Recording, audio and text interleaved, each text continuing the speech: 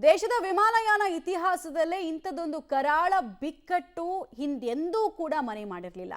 IndiGo ಕೈಕೊಟ್ಟಿದ್ರಿಂದ ಜನರಿಗೆ ಮಾತ್ರ ಅಲ್ಲ, ವಿಮಾನಯಾನದ ಇತರೆ ಸಂಸ್ಥೆಗಳಿಗೂ ಫೀವರ್ ಬರೋ ರೀತಿಯಾಗಿದೆ. ಇಂಡಿಗೋ ಕೋಲಾಹಲ, ವಿಮಾನಯಾನದಲ್ಲಿ ಏರುಪೇರು. 5ನೇ ದಿನ ಕೂಡ ಇಂಡಿಗೋ ಫ್ಲೈಟ್ಸ್ ಟೇಕ್ ಆಫ್ ಆಗಿಲ್ಲ. 1000ಕ್ಕಿಂತ ಹೆಚ್ಚು ವಿಮಾನಗಳ ಕಾರ್ಯಾಚರಣೆ ಇಲ್ಲಿ ತನಕ ರದ್ದಾಗಿದೆ. ದೇಶದ ಹಲವು ಏರ್ಪೋರ್ಟ್ಗಳಲ್ಲಿ ಮತ್ತದೇ ಪರಿಸ್ಥಿತಿ. ಬೆಂಗಳೂರಿನ ಏರ್ಪೋರ್ಟ್ನಲ್ಲಿ ಪ್ರಯಾಣಿಕರ ಪರದಾಟ ಇವತ್ತು ಕೂಡ ಕಂಟಿನ್ಯೂ ಆಗ್ತಾ ಇದೆ. ಇಂಡಿಗೋ ವಿಮಾನಯಾನ ಸಂಸ್ಥೆ ಏನು ಮಾಡ್ತಿದೆ ಅಂತ ಕೇಳಿದ್ರೆ ಅವರು ಸಾರಿ ಕೇಳಿದ್ರು. ಸಾರಿ, ಅಷ್ಟು ದೊಡ್ಡ ಪ್ರತಿಷ್ಠಿತ ಸಂಸ್ಥೆ ಸಾರಿ ಕೇಳಿದ್ದೆ ದೊಡ್ಡದು. ಅದು ಕೇಳಿದ್ದೆ ನಮ್ಮ ಸೌಭಾಗ್ಯ. ಸಾರಿ ಕೇಳಿ ಸುಮ್ಮನಾಗಿದ್ದಾರೆ. ಆಮೇಲೆ ಅವ್ರು ಹೇಳ್ತಿದ್ದಾರೆ, ರಾತ್ರೋರಾತ್ರಿ ನಿಯಮಗಳನ್ನು ಸಡಿಲಿಸಿದ ತಕ್ಷಣವೇ ನಾವೇನು ಸರಿ ಮಾಡೋದಕ್ಕಾಗಲ್ಲ, ಟೈಮ್ ಹಿಡಿಯುತ್ತೆ. ನಾವು ನಿಧಾನವಾಗಿ ನಮಗೆ ಬೇಕಾದಾಗ ಫ್ಲೈಟ್ ಆಪ್ರೇಷನ್ಸನ್ನು ನಾರ್ಮಲ್ ಮಾಡ್ತೀವಿ. ನಿಮ್ಮ ಹತ್ರ ದುಡ್ಡು ಇಸ್ಕೊಂಡ್ಬಿಟ್ಟಿದ್ದೀವಿ ಫಸ್ಟೇ, ನಿಮಗೇನು ಬೇರೆ ಆಪ್ಷನ್ ಇಲ್ಲ. You have left no choices. So ನೀವು ಕಾಯಿರಿ, ನಾವು ವಿಮಾನಯಾನ ಸಂಸ್ಥೆಯವರು ಡಿಸೈಡ್ ಮಾಡ್ತೀವಿ ಯಾವಾಗಲಿಂದ ನಾರ್ಮಲ್ ಆಪ್ರೇಷನ್ ಮಾಡಬೇಕು ಅಂತ. ಅಲ್ಲಿ ತನಕ ನೀವು ಕಾಯಿರಿ ಅನ್ನೋ ಸಂದೇಶ ಅಷ್ಟೇ. ಸಾರಿ ಜೊತೆಗೆ ಈ ಹೇಳಿಕೆ, ಇದೇ ಸಂದೇಶ. ಜನ ಇಲ್ಲಿ ಒತ್ತೆಯಾಳುಗಳ ರೀತಿ ಇರೋದು, ಟ್ರ್ಯಾಪ್ ಆಗಿದ್ದು ಜನ ಇಲ್ಲಿ. ಅವ್ರಿಗೆ ಗೊತ್ತೇ ಇರಲಿಲ್ಲ. ಇಂಡಿಗೋನ್ ಯಾಕೆ ನಂಬ್ತಾ ಇದ್ರು ಅಂದರೆ, ಆನ್ ಟೈಮಿಗೆ ಬರ್ತಾ ಇತ್ತು ಈ ಫ್ಲೈಟ್ಗಳು. ಆಮೇಲೆ ಆನ್ ಟೈಮ್ಗಿಂತ ಅರ್ಧ ಗಂಟೆ ಮುಕ್ಕಾಲು ಗಂಟೆ ಮುಂಚೆನೇ ರೀಚ್ ಆಗಿಬಿಡ್ಬೋದಾಗಿತ್ತು ನಾವು ಡೆಸ್ಟಿನೇಷನ್. ಈಗ 12:30ಗೆ ನಾವು ಲ್ಯಾಂಡ್ ಆಗಬೇಕಾಗಿತ್ತು. 12 ಗಂಟೆ ಅಥವಾ 11:45ಗೆ ಅವರಿಂದ ನಾವು ಲ್ಯಾಂಡ್ ಆಗಿದ್ದೀವಿ ಎಕ್ಸ್ಪೆಕ್ಟೆಡ್ ಟೈಮ್ಗಿಂತ ನಂಗೆ ನಂಬಿಕೆ ಬಿಲ್ಡ್ ಮಾಡಿದರು. ಹಲವು ವರ್ಷಗಳಿಂದ ಆನ್ ಟೈಮ್ಗೆ ನಾವು ರೀಚ್ ಆಗ್ತೀವಿ ಅಂತ ಕ್ರೆಡಿಬಿಲಿಟಿನ ಸಂಪಾದನೆ ಮಾಡಿದ ಸಂಸ್ಥೆ ಪ್ರೀ ಪ್ಲ್ಯಾನ್ಡ್ ಆಗಿ ಹಿಂಗೊಂದು ಷಡ್ಯಂತ್ರವನ್ನು ಮಾಡ್ತಾ, ಇದೊಂದು ಕುತೂಹಲ ನಮಗಿದೆ. ತನಿಖೆ ಮಾಡ್ತಾರೆ, ನೋಡೋಣ. ಇನ್ನೊಂದು ಕಡೆಗೆ ಪ್ರಯಾಣಿಕರು ಪಾಪ ನೋಡಿ, ನಮ್ಗೆ ಯಾವುದೇ ಸರಿಯಾದ ಮಾಹಿತಿ ಕೊಡ್ತಾ ಇಲ್ಲ. ಇಂಡಿಗೋ ಅಧಿಕಾರಿಗಳು ಸರಿಯಾಗಿ ಸ್ಪಂದಿಸ್ತಾ ಇಲ್ಲ. ಕೊನೆ ಕ್ಷಣದಲ್ಲಿ ವಿಮಾನ ಹಾರಾಟ ರದ್ದಂತಿದ್ದಾರೆ. ಅಂದರೆ ಮೆಸೇಜ್ ಕೊನೆ ಕ್ಷಣದ ತನಕ ಅವ್ರ ಮೊಬೈಲ್ ತಲುಪ್ತಾ ಇಲ್ಲ. ಏರ್ಪೋರ್ಟ್ನಲ್ಲಿ ಪ್ರಯಾಣಿಕರು ಆಕ್ರೋಶದ ಮಾತು. ಏರ್ಪೋರ್ಟ್ ಕರೆಸ್ಕೊಳ್ಳೋ ತನಕ ಸುಮ್ಮನಿದ್ದು, ಇಲ್ಲಿ ಚೆಕ್ ಇನ್ ಆಗ್ಬೇಕು ನಾವು ಇನ್ನೇನು, ಆವಾಗ ಇಲ್ಲ ನಿಮ್ಮ ಫ್ಲೈಟ್ ಕ್ಯಾನ್ಸಲ್ ಅಂದರೆ ಹೆಂಗಾಗಬೇಡ. ಏರ್ಪೋರ್ಟ್ಗೆ ಹೋಗಬೇಕಾದ್ರೆ ಕ್ಯಾಬ್ ಚಾರ್ಜಸ್ಸು, ಎಲ್ಲರ ಮನೇನೂ ಏನು ಮೆಜೆಸ್ಟಿಕ್ಕು ಅಥವಾ ಬಸವೇಶ್ವರ ನಗರ, ಜಯನಗರ ಅಲ್ಲೇ ಇರಲ್ಲ. ದೂರದ ಊರುಗಳಿಂದ ಬಂದಿರ್ತಾರೆ ಇಲ್ಲಿಗೆ. ಹೋಟೆಲ್ಗೆ ಹೋಗೋಣ ಅಂದರೆ ಇದೇ ಏರ್ಪೋರ್ಟ್ ಸುತ್ತಮುತ್ತ ಇರುವಂತಹ ಹೋಟೆಲ್ಗಳಲ್ಲಿ ದುಡ್ಡು ಎಷ್ಟಿದೆ ಅಂತ ಚೆಕ್ ಮಾಡ್ತಾ ಇದೆ. ಒಂದೊಂದು ನೈಟ್ಗೆ, ಒನ್ ನೈಟು ನೀವು ಅಲ್ಲಿ ಕಾಯಬೇಕು, ಒನ್ ನೈಟ್ ಕಾಯ್ತೀರಾ ಅಂದರೆ 40,000 49,000 ಕೇಳ್ತಿದ್ದಾರೆ. 49,000 ಒನ್ ನೈಟ್ ಸ್ಟೇಗೆ. ಆಗೋಗೋ ಮಾತಾ ಇದು.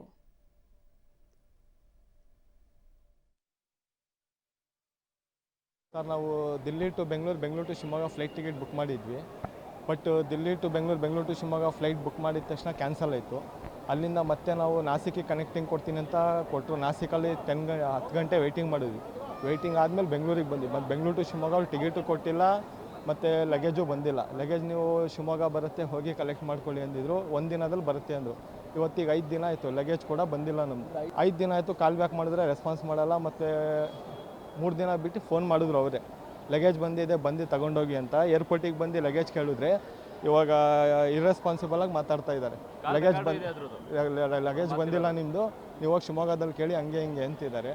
ಈಗ ಯಾರಿಗೆ ಸರ್? ಅದೇ ಸರ್, ನಮಗೆ ಲಗೇಜ್ ಬೇಕು ಸರ್. ಅದರಲ್ಲಿ ಡಾಕ್ಯುಮೆಂಟ್ ಇದೆ, ಒರಿಜಿನಲ್ ಡಾಕ್ಯುಮೆಂಟ್ಸ್ ಇದ್ದಾವೆ. ಲಗೇಜ್ ಬೇಕು. ಈಗ ಅಲ್ಲಿ ಕೇಳಿದ್ರೆ ಅವರು ರೆಸ್ಪಾನ್ಸ್ ಸರಿ ಮಾಡ್ತಿಲ್ಲ.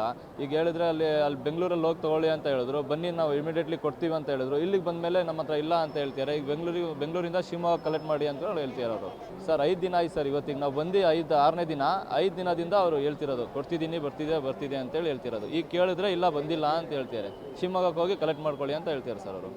ನಾನು ಇವಾಗ ಬರೇಲಿಗೆ ಹೋಗ್ಬೇಕು ಸರ್. ಬೆಳಿಗ್ಗೆ 7 ಗಂಟೆಯಿಂದ ವೆಯ್ಟ್ ಮಾಡ್ತಾ ಇದ್ದೀನಿ. 10 ಗಂಟೆ ಫ್ಲೈಟು, ಇನ್ನೂ ಡಿಲೇ ಅಂತ ತೋರಿಸ್ತಾ ಇದೆ. ಈ ಕಡೆ ಕ್ಯಾನ್ಸಲ್ ಅಂತಲೂ ಹೇಳ್ತಾ ಇಲ್ಲ, ಏನು ಹೇಳ್ತೀವಿ, ಸುಮ್ಮನೆ ವೆಯ್ಟಿಂಗ್ ಲಿಸ್ಟಲ್ಲಿ ಇಟ್ಟಿದ್ದಾರೆ. ತುಂಬ ಕಷ್ಟ ಆಗ್ತಾಯಿದೆ. ಏನು ಅನಿಸುತ್ತೆ? ಫ್ಲೈಟ್ ಸಿಗುತ್ತೆ ಅನಿಸುತ್ತೆ, ಇಲ್ಲ ಅನಿಸುತ್ತಾ? ನೋಡೋಣ ಸರ್, ವೆಯ್ಟ್ ಮಾಡಬೇಕು.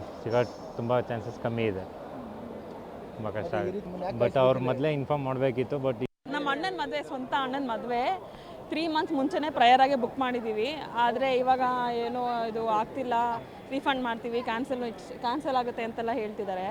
ಇವಾಗ ನೋಡಿ, ನಾವು ಮಕ್ಕಳು ಮರಿನೆಲ್ಲ ಹಾಕ್ಕೊಂಡು ಬೆಳಗ್ಗೆನೇ ಬಂದಿದ್ದೀವಿ. ಬಟ್ ಇನ್ನೂ ಕನ್ಫರ್ಮ್ ಇಲ್ಲ ನಮಗೆ, ಹೋಗ್ತೀವೋ ಇಲ್ವೋ ಅಂತಲೂ ಗೊತ್ತಿಲ್ಲ. ವೇಟ್ ಮಾಡಿ ಅಂತ ಹೇಳ್ತಾರೆ ಅಷ್ಟೇ. ಕೊನೆ ಮೂಮೆಂಟಲ್ಲಿ ಇಲ್ಲ, ಕ್ಯಾನ್ಸಲ್ ಆಗಿದೆ, ರೀಫಂಡ್ ಮಾಡ್ತೀವಿ ಅಂತ ಹೇಳ್ತಾರೆ. ಹಂಗೆ ಹೇಳಿದ್ರೆ ಏನು ಪ್ರಯೋಜನ ಸರ್? ನಮ್ಮ ಫ್ಯಾಮಿಲಿ ಲಾಸ್ಟ್ ಮದುವೆ ಇದು. 3 ಮಂತ್ಸ್ ಮುಂಚೆನೇ ನಾವೆಲ್ಲ ಪ್ರಿಪೇರ್ ಆಗಿರ್ತೀವಿ. ಇವಾಗ ಇವಾಗ ನಮ್ಮ ಮಗನದು ಮದುವೆ ಇದೆ, ನಾವು ಹೋಗ್ಲೇಬೇಕು ಅಂತ 3 ತಿಂಗಳ ಮುಂದೆ ಮಾಡಿದ್ವಿ. ಅವ್ರು ಆಗಲ್ಲ ಅಂತ ಇದ್ದಾರೆ. ತುಂಬ ಬೇಸರ ಆಗ್ತಾ ಇದೆ. ಆದಷ್ಟು ಅನುಕೂಲ ಮಾಡಿಕೊಡ್ರಿ. ಕೇಳ್ಕೊಂತೀವಿ. ಯಾವಾಗ ಬಂದು ಇಲ್ಲೆಲ್ಲ ಏರ್ಪೋರ್ಟ್ ರೆಡಿಯಾಗಿ ನಾವು ಬೆಳಗ್ಗೆ 6 ಗಂಟೆಗೆ ಇಲ್ಲಿದ್ದೀವಿ. 6 ಗಂಟೆಗೆ 6 ಗಂಟೆ. ಡೀಟೇಲ್ಸ್ ಕೊಡ್ತಾರೆ. ನೇರ ಸಂಪರ್ಕದಲ್ಲಿ ಜಾಯಿನ್ ಆಗ್ತಾ ಇದ್ದಾರೆ ಮುದ್ದುಕೃಷ್ಣ. ಕೇಂದ್ರ ಸರ್ಕಾರವನ್ನ ಬಗ್ಗಿಸೋದಕ್ಕೆ ಇಂಡಿಗೋ ಏರ್ಲೈನ್ಸ್ ಕ್ಲಿಯರ್ಲಿ ಜನರನ್ನ ಒತ್ತೆಯಾಳಾಗಿಟ್ಕೊಂಡಿದ್ದು ಬಹಳ ಸ್ಪಷ್ಟವಾಗಿ ಈಗ ಎಸ್ಟಾಬ್ಲಿಷ್ ಆಗ್ತಿದೆ. ಇವತ್ತು ಹೇಗಿದೆ ಸಿಚುವೇಶನಲ್ಲಿ?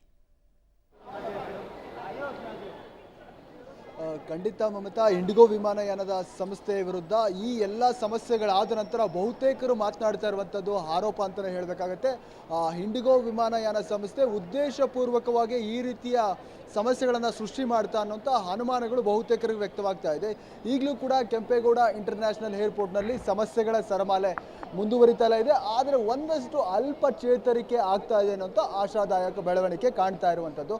ತಾವು ನೋಡ್ತಾ ಇದ್ರೆ ಇಂಡಿಗೋ ಟಿಕೆಟ್ ಕೌಂಟರ್ನ ಮುಂಭಾಗ ಏನಿದೆ, ಇವತ್ತು ಕೂಡ ಪ್ರಯಾಣಿಕರಿಂದ ಕಿಕ್ಕಿರಿದು ತುಂಬಿದೆ. ಎಲ್ಲರೂ ಕೂಡ ನಾ ಮುಂದು ತಾ ಮುಂದು ಅಂತೇಳಿ ಇವತ್ತು ತಮ್ಮ ಟಿಕೆಟ್ ಏನು ಕ್ಯಾನ್ಸಲ್ ಆಗಿದೆ ಅದನ್ನು ರೀಫಂಡ್ ಮಾಡ್ಕೊಳ್ಳೋದಕ್ಕೆ ಒಂದು ರೀತಿ ಕಾತರರಾಗಿದ್ದಾರೆ. ಇಲ್ಲ ರೀಶೆಡ್ಯೂಲ್ ಏನಾದರೂ ಸಿಗುತ್ತಾ, ಬೇರೆ ವಿಮಾನವೇನಾದರೂ ವ್ಯವಸ್ಥೆ ಆಗುತ್ತಾ ಅನ್ನೋಂಥ ರೀತಿಯಲ್ಲಿ ಕಾತರದಿಂದ ಕಾಯ್ತಾ ಇರುವಂಥ ದೃಶ್ಯ ತಮಗೆ ಇಲ್ಲಿ ಕಾಣ್ತಾ ಇರುವಂಥದ್ದು ಸಹಜವಾಗಿ.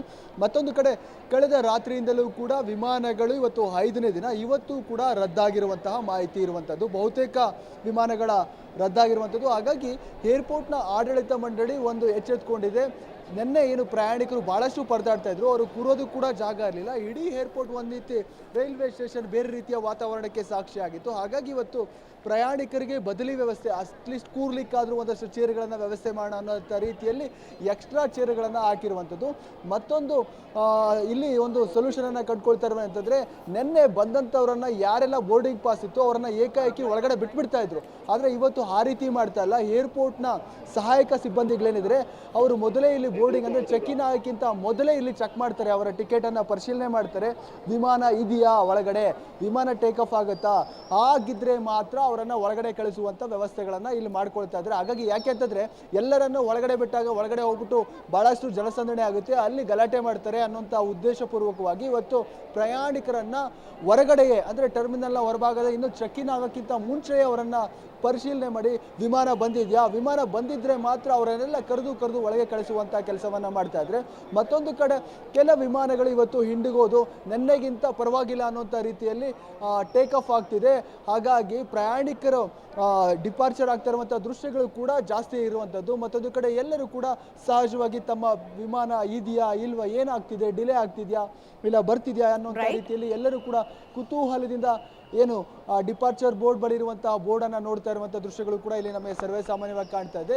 ಈ ಎಲ್ಲ ಸಮಸ್ಯೆಗಳು ಕೂಡ ಪರಿಹಾರಗಳನ್ನು ಕಂಡುಕೊಳ್ಬೇಕಾದಂತಹ ಸಂಸ್ಥೆ ಒಂದು ರೀತಿ ಸಾರಿ ಕೇಳಿ ಸುಮ್ಮನೆ ಆಗ್ತಾ ಇದೆ. ಮತ್ತೊಂದು ಕಡೆ ವಿಮಾನಯಾನ ಸಚಿವಾಲಯ ತನಿಖೆಗೆ ಆದೇಶ ಧನ್ಯವಾದ ತಮ್ಮ ಮಾಹಿತಿಗಾಗಿ ಮುದ್ದುಕೃಷ್ಣ.